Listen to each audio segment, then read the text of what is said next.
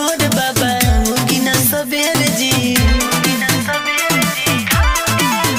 बड़े 3 दिन से भूखे पिया से नु हो खड़ा पनिया में बड़ी उपवास से नु हो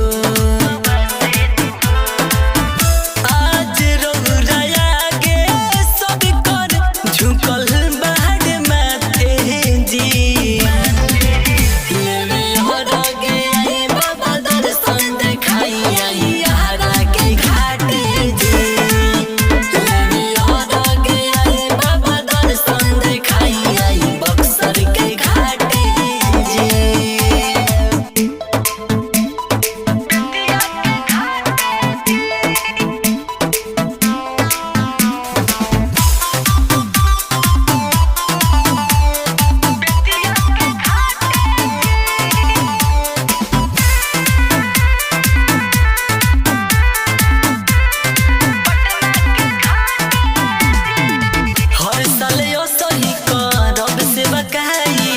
जो हिल जितेंद्री है आसरा लगाई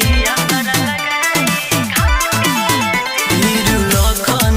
अमित विशाले नु हो करी भरत राउर हर साले नु हो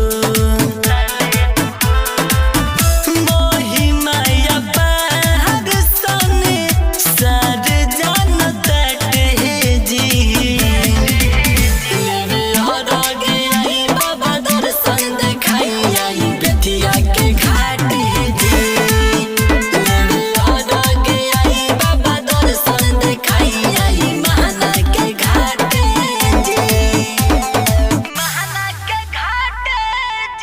राधे रिकॉर्डिंग स्टूडियो